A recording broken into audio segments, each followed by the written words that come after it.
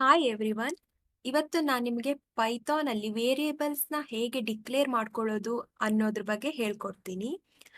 ಇದು ನಾನು online ಕಂಪೈಲರ್ನ use ಮಾಡ್ತಾ ಇದ್ದೀನಿ. ನಾನು ಬಂದ್ಬಿಟ್ಟು ಲ್ಯಾಪ್ಟಾಪಲ್ಲಿ ರನ್ ಮಾಡ್ತೀನಿ. ಇದನ್ನು ಮೊಬೈಲಲ್ಲಿ ಕೂಡ ರನ್ ಮಾಡ್ಬೋದು. ನಿಮ್ಗೆ ಏನು ಕಂಫರ್ಟ್ ಆಗುತ್ತೋ ಅದನ್ನು ಯೂಸ್ ಮಾಡ್ಕೋಬೋದು. ಈ ಕಂಪೈಲರ್ ಆನ್ಲೈನ್ ಕಂಪೈಲರ್ ಲಿಂಕ್ನ ನಾನು ನಿಮಗೆ ಡಿಸ್ಕ್ರಿಪ್ಷನಲ್ಲಿ ಕೊಟ್ಟಿರ್ತೀನಿ. ಅದನ್ನು ಕ್ಲಿಕ್ ಮಾಡಿಕೊಂಡು ನೀವು ಕೋಡ್ನ ನನ್ನ ಜೊತೆನೇ ಟೈಪ್ ಬೇಕಾದರೂ ಮಾಡ್ಬೋದು, ಪಾಸ್ ಮಾಡಿಕೊಂಡು ವಿಡಿಯೋನ. ಈಗ ಫಸ್ಟ್ ಬಂದ್ಬಿಟ್ಟು ನಾನು ಥಿಯರಿಟಿಕಲ್ ಎಕ್ಸ್ಪ್ಲನೇಷನ್ ಕೊಡ್ತೀನಿ, ಹೇಗೆ ವೇರಿಯೇಬಲ್ಸ್ನ ಡಿಕ್ಲೇರ್ ಮಾಡ್ಕೊಳ್ಳೋದು ಪೈಥಾನಲ್ಲಿ ಅಂತ. So rules to follow while declaring variables in Python. ಅಲ್ಲಿ ಒಂದಿಷ್ಟು ರೂಲ್ಸ್ಗಳಿದೆ ಪೈಥಾನಲ್ಲಿ ವೇರಿಯೇಬಲ್ಸ್ನ ಡಿಕ್ಲೇರ್ ಮಾಡೋದಕ್ಕೆ. ಎಲ್ಲ ಕೋಡಿಂಗ್ ಲ್ಯಾಂಗ್ವೇಜಲ್ಲೂ ನಾರ್ಮಲ್ ಆಗಿ ಒಂದೇ ರೂಲ್ಸ್ಗಳಿವೆ almost.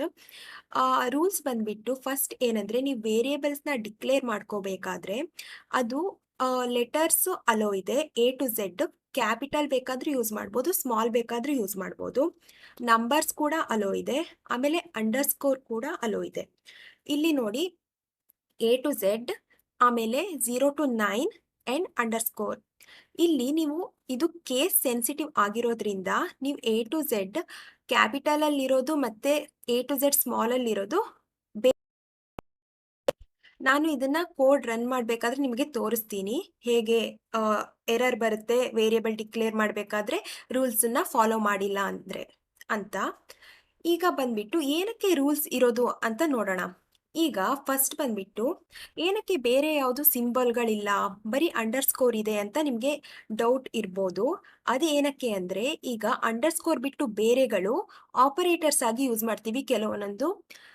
Like plus, minus, star ಇವೆಲ್ಲ ಆಪರೇಟರ್ಸ್ ಆಗಿ ಯೂಸ್ ಮಾಡ್ತೀವಿ ಕೆಲವೊಂದೊಂದು ಮ್ಯಾಥಮೆಟಿಕಲ್ ಆಪರೇಷನಿಗೋಸ್ಕರ. ನಾವು ಅದನ್ನು ಯೂಸ್ ಮಾಡಿದ್ರೆ ಕನ್ಫ್ಯೂಷನ್ ಆಗುತ್ತೆ ಈಗ ಸಿಸ್ಟಮಿಗೂ ಕೂಡ ರನ್ ಮಾಡಬೇಕಾದ್ರೆ.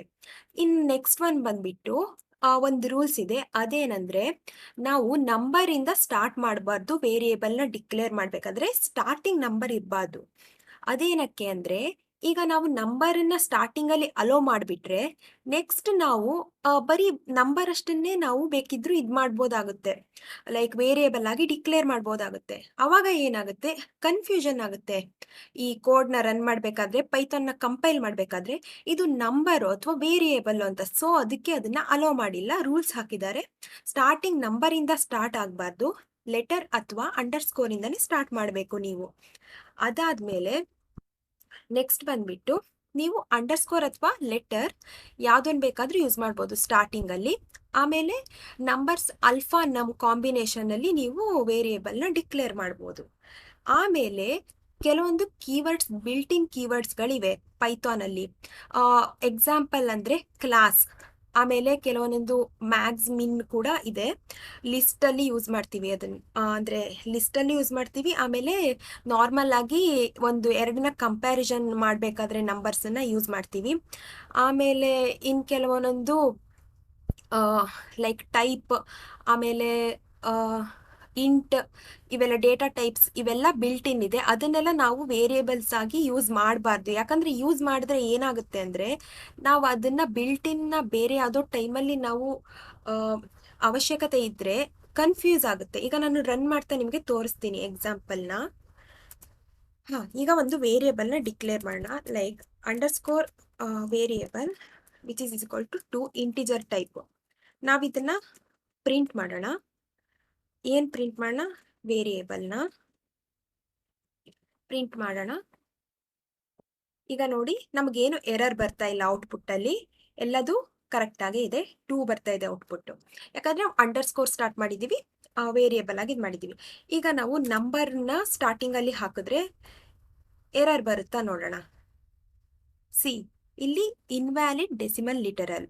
ನಾವು ಸ್ಟಾರ್ಟ್ ಮಾಡಬೇಕಾದ್ರೆ 2 ಇಂದ ಸ್ಟಾರ್ಟ್ ಮಾಡಬಾರ್ದು, ಲೈಕ್ ನಂಬರ್ಸನ್ನು ಸ್ಟಾರ್ಟಿಂಗಲ್ಲಿ ಡಿಕ್ಲೇರ್ ಮಾಡಬಾರ್ದು, ಯೂಸ್ ಮಾಡಬಾರ್ದು. ನೆಕ್ಸ್ಟ್ ಏನು ಅಲೋ ಇಲ್ಲ ಅಂದರೆ, ಬರೀ ನಂಬರ್ಸನ್ನು ಕೂಡ ಯೂಸ್ ಮಾಡೋಕ್ಕಾಗಲ್ಲ.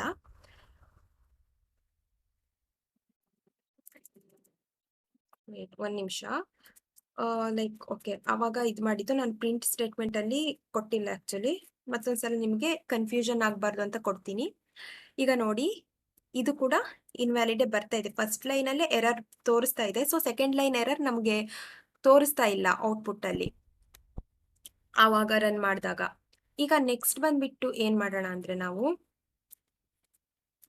ವೇರಿಯೇಬಲ್ ಡಿಕ್ಲರೇಷನ್ ರೂಲ್ಸ್ ಫಾಲೋ ಮಾಡೋದಾದ್ರೆ ನಾವು ಬರೀ ಆಲ್ಫಾ ಯೂಸ್ ಮಾಡ್ಬೋದು, ಕ್ಯಾಪ್ಸ್ ಮತ್ತೆ ಸ್ಮಾಲ್ ಮಿಕ್ಸ್ ಮಾಡಿ ಯೂಸ್ ಮಾಡ್ಬೋದು.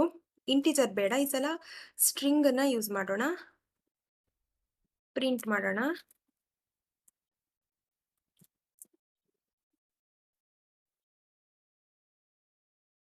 ರನ್ ಮಾಡೋಣ. ಸೊ ಎರರ್ ಬರ್ತಾ ಇಲ್ಲ, ರನ್ ಆಗ್ತಿದೆ. ನಾವು ಕ್ಯಾಪಿಟಲ್ ಮತ್ತೆ ಸ್ಮಾಲ್ ಆಲ್ಫಾಬೆಟ್ನ ಮಿಕ್ಸ್ ಮಾಡಿ ವೇರಿಯೇಬಲ್ನ ಡಿಕ್ಲೇರ್ ಮಾಡಿದ್ದೀವಿ ಇಲ್ಲಿ. ನೆಕ್ಸ್ಟ್ ಬಂದ್ಬಿಟ್ಟು ಅಂಡರ್ಸ್ಕೋರ್ನ ಮಿಡಲಲ್ಲಿ ಬೇಕಾದರೂ ಯೂಸ್ ಮಾಡಿ. ಅಂಡರ್ಸ್ಕೋರ್ನ ಮಿಡಲಲ್ಲಿ ಎಲ್ಲಿ ಬೇಕಾದರೂ ನೀವು ಯೂಸ್ ಮಾಡ್ಬೋದು.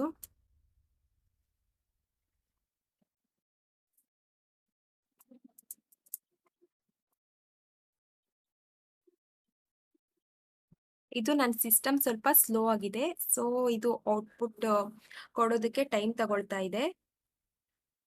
ಇದು ಏನಾಗುತ್ತೆ, ಎರರ್ ಬರಲ್ಲ ಆ್ಯಕ್ಚುಲಿ. ಸೊ ನಾವು ಇದೇ ಥರ ಬೇರೆ ಬೇರೆ ವೇರಿಯೇಬಲ್ಸ್ನ ಬೇರೆ ಬೇರೆ ರೂಲ್ಸ್ಗಳನ್ನು ಫಾಲೋ ಮಾಡಿ ನಾವು ಬೇಕಿದ್ರೆ ರನ್ ಮಾಡ್ಬೋದು. ಔಟ್ಪುಟ್ಟಿಗೆ ಏನು ಪ್ರಾಬ್ಲಮ್ ಆಗಲ್ಲ.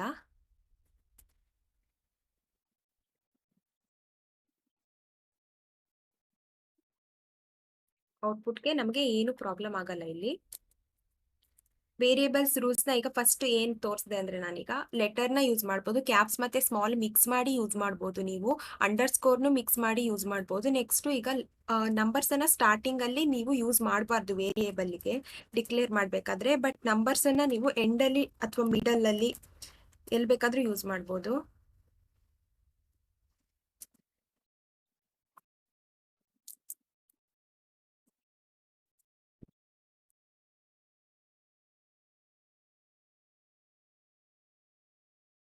ಬಟ್ ಆದರೆ ಆಲ್ಮೋಸ್ಟ್ ಏನು ಮಾಡ್ತೀವಿ ಅಂದರೆ ಪೈಥಾನಲ್ಲಿ ನಾವು ಪೆಪ್ ಯೂಸ್ ಮಾಡ್ತೀವಿ. ಅಂದರೆ ನಾವು ಕೋಡ್ ಬರಿಬೇಕಾದ್ರೆ ಒಂದು ಫಾರ್ಮೆಟ್ ಇದೆ, ಆ ಥರ ಫಾರ್ಮೆಟಲ್ಲೇ ಬರಿತೀವಿ. ಸೊ ಆ ಫಾರ್ಮೆಟಲ್ಲಿ ಏನಾಗುತ್ತೆ ಅಂದರೆ ಈಗ ನಾವು ವ್ಯಾಲಿಡ್ ವೇರಿಯೇಬಲ್ಸನ್ನೇ ಡಿಕ್ಲೇರ್ ಮಾಡ್ಕೊಳ್ತೀವಿ. ಈ ಟೈಪ್ N6 UM3 ಈ ಟೈಪೆಲ್ಲ ಡಿಕ್ಲೇರ್ ಮಾಡ್ಕೊಳ್ಳೋದ. ಲೈಕ್ ವ್ಯಾಲಿಡ್ ಅಂದರೆ ಈಗ number, this is number right, 5 number ಅಂತ ಡಿಕ್ಲೇರ್ ಮಾಡ್ಕೊಳ್ತೀವಿ ನಾವು. ಸೊ ಅವಾಗ ಅಂಡರ್ಸ್ಟ್ಯಾಂಡಿಂಗ್ ಈಸಿಯಾಗಿ ಅಂಡರ್ಸ್ಟ್ಯಾಂಡ್ ಮಾಡ್ಕೋಬಹುದು ಅಂತ.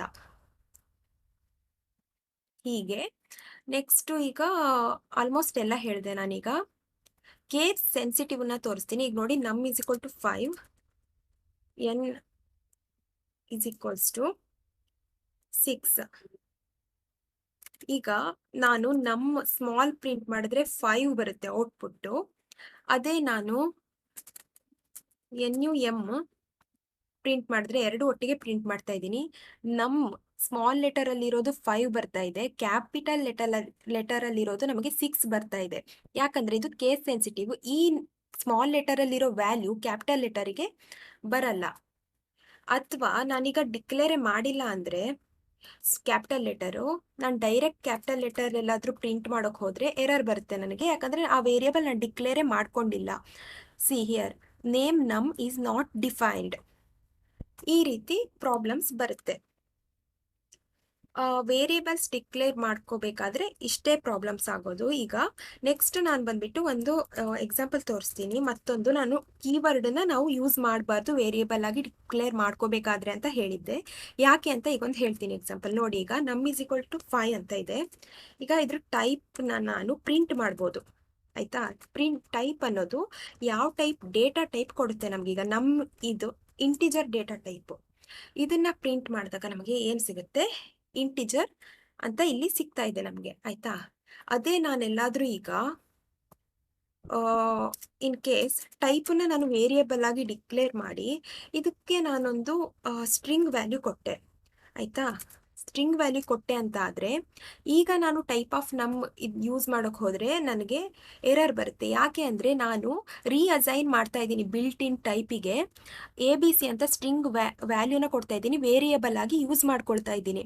ಆವಾಗ ಏನಾಗುತ್ತೆ ಅಂದರೆ ನಾನು ಟೈಪ್ ಬಿಲ್ಟ್ ಇನ್ ಯೂಸ್ ಮಾಡೋಕ್ಕೆ ಹೋದಾಗ ಇದು ಸ್ಟ್ರಿಂಗ್ ಆಬ್ಜೆಕ್ಟ್ ಆಗಿ ಯೂಸ್ ಆಗಿದೆ, ಆಲ್ರೆಡಿ ಅಸೈನ್ ಆಗಿದೆ. ಸೊ ಸ್ಟ್ರಿಂಗ್ ಆಬ್ಜೆಕ್ಟನ್ನು ನಾವು ಏನು ಮಾಡ್ತಾ ಇದ್ವಿ, ಕಾಲ್ ಮಾಡೋಕ್ಕೆ ಟ್ರೈ ಮಾಡ್ತಾ ಇದ್ದೀವಿ. ಬಟ್ ಅದು ಕಾಲ್ ಆಗಲ್ಲ, ಯಾಕಂದರೆ ಅದು ಡೇಟಾ ಟೈಪು. ಆ ಡೇಟಾ ಟೈಪನ್ನ ಕಾಲ್ ಮಾಡೋಕ್ಕೆ ಬರಲ್ಲ ನಾವು. ಸೊ ಎರರ್ ಬರ್ತಾ ಇದೆ ಇದು. ಆ, ಇವತ್ತಿನ ಇದರಲ್ಲಿ ನಾನು ಇಷ್ಟೇ ಹೇಳ್ಕೊಡ್ತೀನಿ. ಇದನ್ನ ಒಂದು ಸ್ವಲ್ಪ ಚೆನ್ನಾಗಿ ಪ್ರಾಕ್ಟೀಸ್ ಮಾಡಿ ಮತ್ತೊಂದ್ಸಲ ವಿಡಿಯೋನ ಪ್ಲೇ ಮಾಡಿ ಅರ್ಥ ಮಾಡ್ಕೊಳ್ಳೋಕ್ಕೆ ಟ್ರೈ ಮಾಡಿ. ನೀವು ಒಂದಿಷ್ಟು ಪ್ರಾಕ್ಟೀಸ್ ಮಾಡಿ, ಯಾವ ಥರ ಮಾಡಿದ್ರೆ ಎರರ್ ಬರುತ್ತೆ, ಯಾವ ಥರ ಮಾಡಿದ್ರೆ ಎರರ್ ಬರಲ್ಲ, ರೂಲ್ಸ್ ಏನು ಅಂತ ಹೇಳ್ಕೊಂಡು ಮತ್ತೊಂದ್ಸಲ ರಿವಿಷನ್ ಮಾಡ್ಕೊಳ್ಳಿ. ಇದನ್ನ ಸ್ಕ್ರೀನ್ಶಾಟ್ ತೆಕ್ಕೊಳ್ಳಿ. ಸೊ ಇವತ್ತಿಗೆ ಎಷ್ಟು ಸಾಕು.